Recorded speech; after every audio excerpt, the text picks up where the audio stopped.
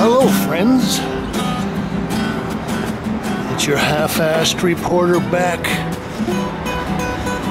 I'm gonna run into David Zwirner. Take a look at an exhibition here.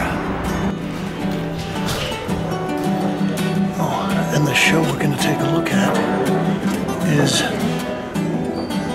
Sigmar Polke, Eine Winterreise, curated by Vincente Todolí. Well,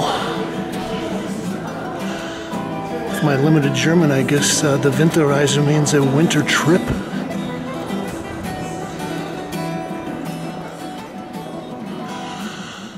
This is Thursday night, and it's the beginning of the Freeze Art Fair weekend. So there are a whole lot of other openings. This piece is titled Palm auf Adelstoff, Tree on Fabric. Oh gosh, this reminds me of a whole series of paintings. I think it was Josh Smith exhibited out at St. Loring Augustine out in Bushwick about 2 or 3 years ago. There were probably about 5 other shows I could have covered. There's a Look Tuymans show at the next David Zwirner on 19th Street. There's a Cindy Sherman show, I guess, on 24th Street. Alex Katz down on the Lower East Side, but I decided I was going to come in and see this show. Wundenschaft mit Schilf. Anyway, I'm a big fan of Sigmar Polke. If you want to go and check the files, this is from 1969, and it's 59 by 49 inches. And yeah, looks like he's got some kind of interesting, almost like a silk fabric that he's painted on.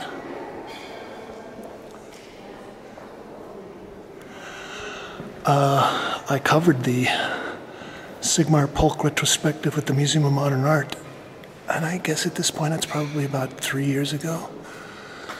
And I guess Sigmar passed away in 2010.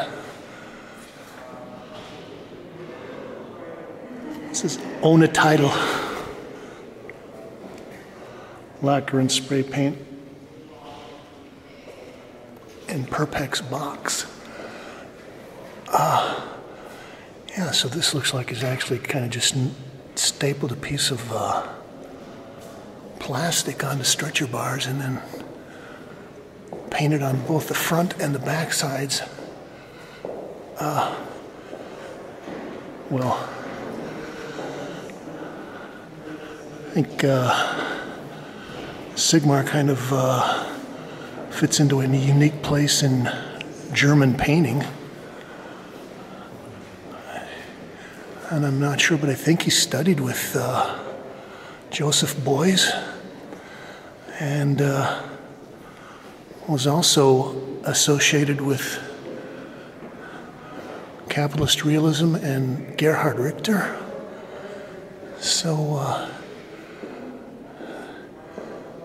he's kind of been woven through the main part of German art history. There's also Own a Title, Untitled. Acrylic and resin on fabric, 88 by 119 inches. This is from 1998. Well, Landschaft from 1982.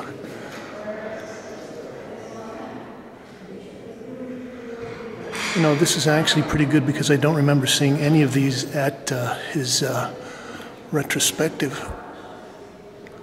So, he was a very prolific artist. Let's keep moving. We'll just sweep over this gallery to begin with. I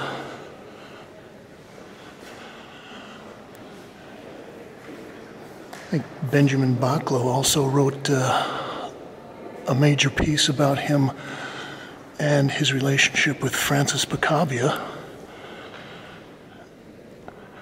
Now, I was a young artist who just come to New York in the late 70s, early 80s, when the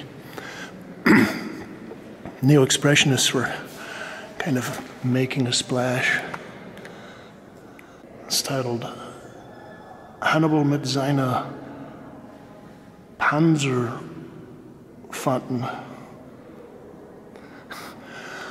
Hannibal with his armored elephants. This is 1982. And it's also resin and pigment on canvas.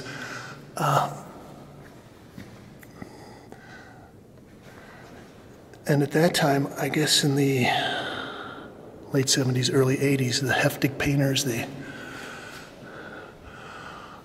Mohammed Freiheit artists, the new German expressionists were all coming out, people like Baselitz and Lupertz. And, well, I think Sigmar Polke always kind of stood apart from them, partially because he always had a kind of conceptual aspect to the work. Also, he did a lot of various kinds of work. I mean, this is nice because we're seeing the paintings, but he did a lot of work dealing with photographs and collages and sculpture and diagramming and all kinds of various things. It's titled Arseni Boldi. And, well, in a lot of ways, this kind of looks like straight abstract expressionism. But I'm sure he's got all kinds of strange resins and chemicals. And I think at his show at the Modern, they had some pieces that he'd actually used radium on photographic paper to create the images. It's titled Lugsta, 1985. Actually, I'm kind of surprised there aren't more people here.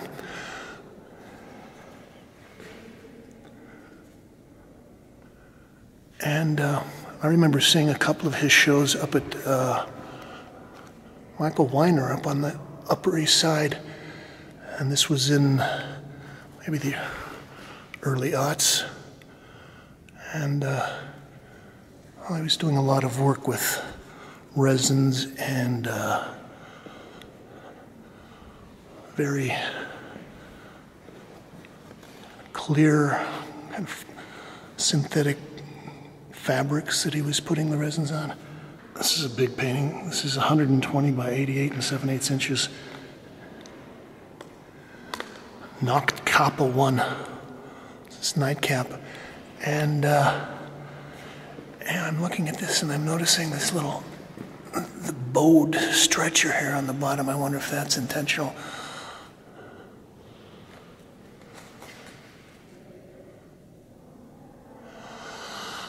Well, if you go back a week or two on the James Kalm report, you can catch a glimpse of an Albert Olam painting that was in the was the Nice Weather show curated by David Zwirner.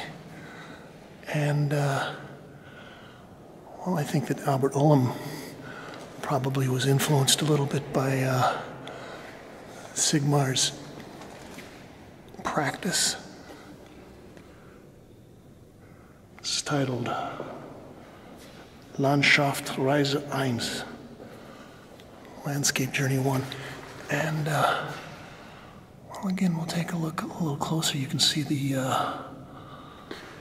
use of the resins. And in this case, the resin has not only puckered, but then it's cracked.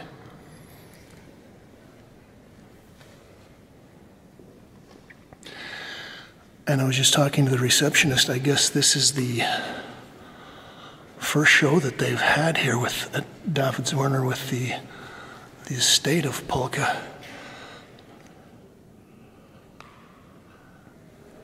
Landscape Trip 2. And, well, this makes me think of Helen Frankenthaler.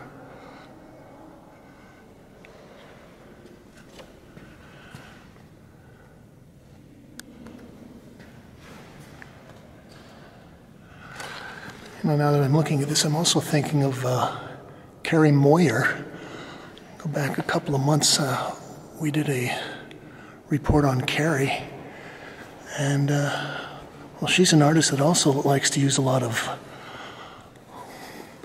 various mediums, resins, lacquers. It's called a Landschaftsreise dry, acrylic on fabric. And yeah, his use of printed fabric, I think, is one of the things that made him stand out. And well, I haven't seen any examples of it yet, but he also used the, they called it the Raystall, the dots, kind of the photographic, a little different than Bende, but the dot patterns that were used to reproduce black and white photographs in newspapers. This piece is 102 by 78 inches.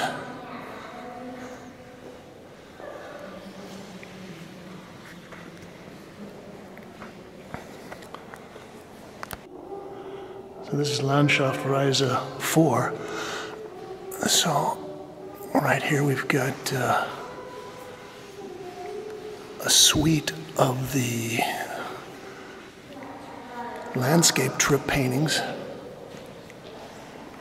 This is just oil and pigment on canvas. 102 by 79 inches. And yeah, for some reason I'm thinking of Picabia with that. Oh boy, now we've got a gallery of large paintings.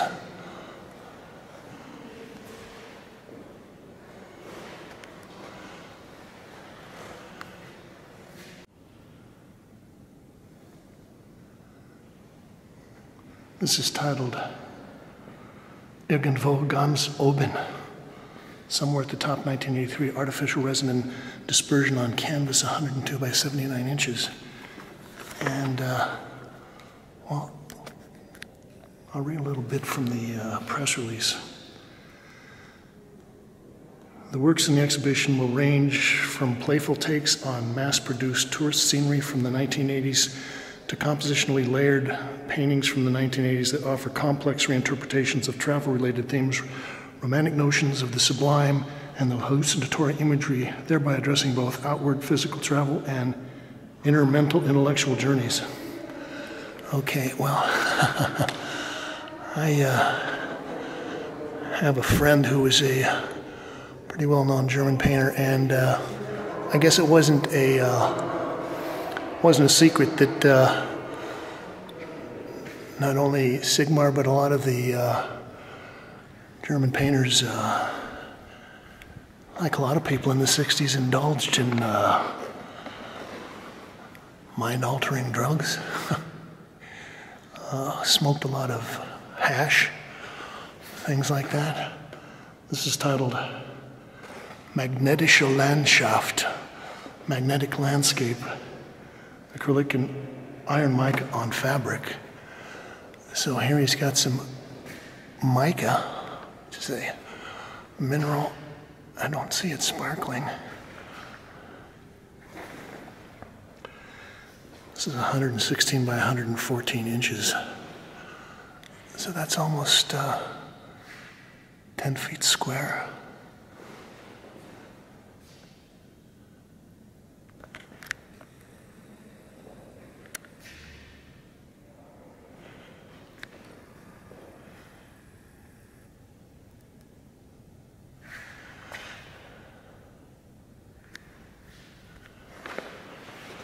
Another huge painting.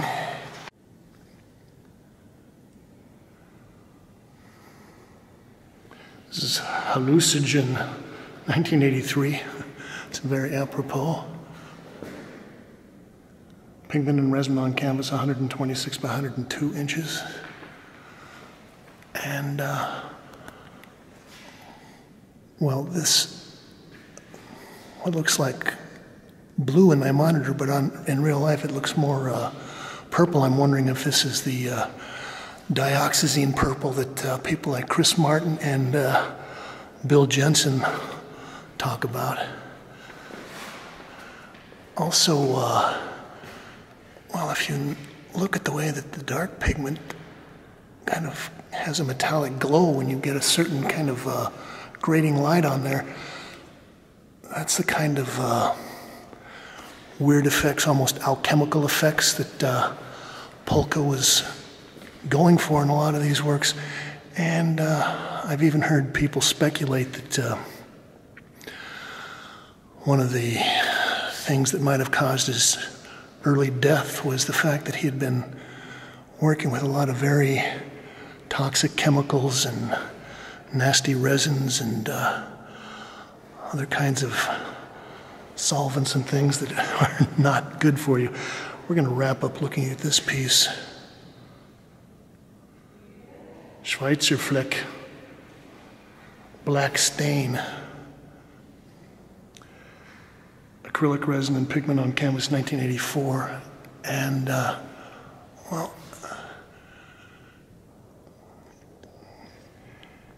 yeah, here he is working with the kind of almost a organdy or some very fine fabric, and then he's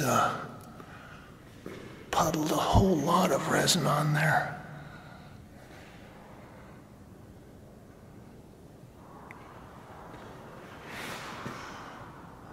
Okay, that's not exactly a brush stroke.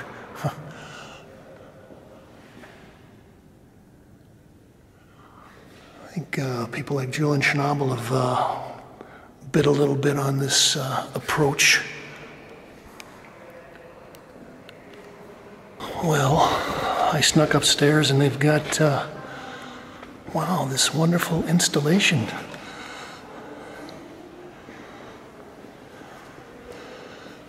Okay. They said they're on the verge of closing, so I'm not going to have time to pull out the guide and read the titles.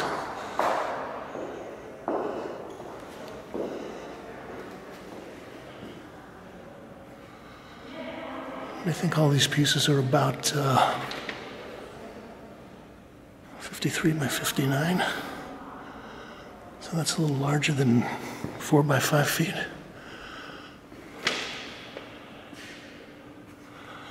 And these are on fabric with resin.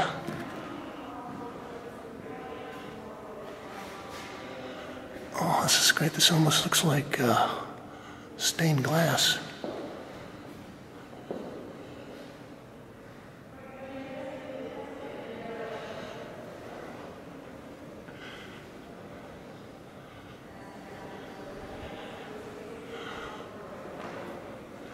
Now, I think that some of these characters might have been borrowed from 18th or 19th century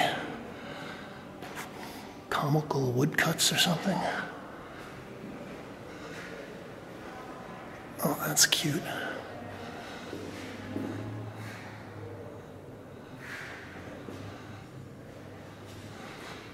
Okay, well, they're giving me the eye.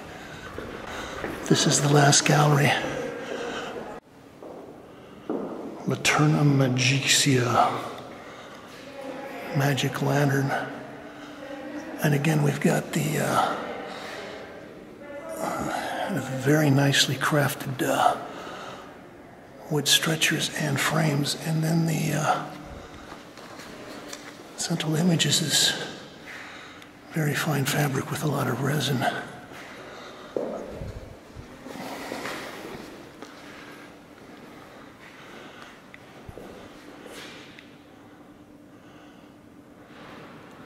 This makes me think of Fautrère a little bit, except it's all flat.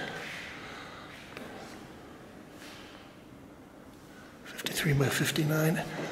Yeah, basically these are all kinds of studies of the fluid properties of the lacquer resins. Oh, that's beautiful stuff.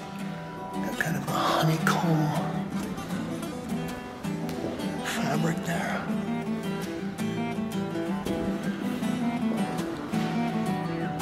Okay, now I'm really done.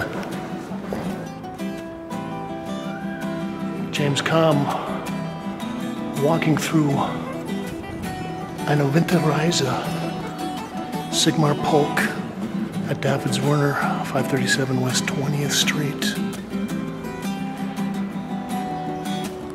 in Chelsea. Thank you, Kate. Vamos a ver. Hey, thank you, gentlemen. It's a pig.